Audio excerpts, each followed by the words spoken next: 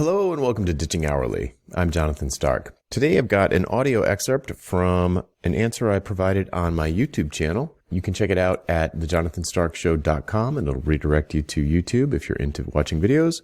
Otherwise, you can just listen to the audio here on the podcast. Enjoy. Hey, Jonathan here. I've got a question from Bex Spector, cool name. And it is, how do you explain to a client how you price your stuff? The ominous question that lingers, okay, you have no hourly rate, so what do you base your price on? How do I compare your value? So on and so forth. I find it very complicated to communicate this. Haven't found the answer in your videos as of yet. Would be nice if you answered. Great. Okay, so where do I start? So the first thing is you don't owe it to your clients to tell them how you calculated your price.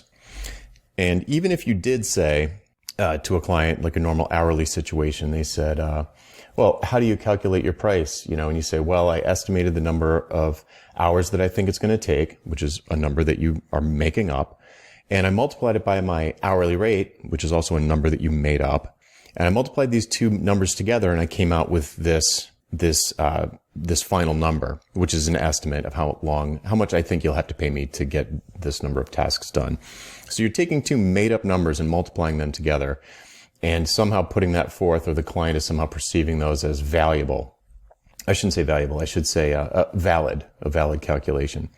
Now, what I would say to people is you don't owe it to clients to explain to them where your pricing came from. And the answer that I would give is that I based my price on similar projects in the past. It's based on experience. And then I would quickly try and change the subject away from what they're trying to do, which is figure out your costs. They're trying to figure out your costs and break it down to an hourly rate, or they're trying to compare you apples to apples with a whole bunch of other people that they're considering hiring. I would quickly turn it around and say, well, it's based on experience. And based on our conversation, it seems to me like a reasonable investment for the kind of outcome that you're looking for. But correct me if I'm wrong. Is it not true that, in X, Y, and Z? Then you reflect back to them what you talked about in your sales interview, the why conversation that you had, the home run that they're trying to hit, the metrics that you are going to be tracking along the way to make sure you're on track, whatever leading indicator, needle that you're trying to move. And you turn the question back to value. Like, here are the outcomes that we're going to work together to provide. And it seems like a reasonable investment, to achieve those outcomes.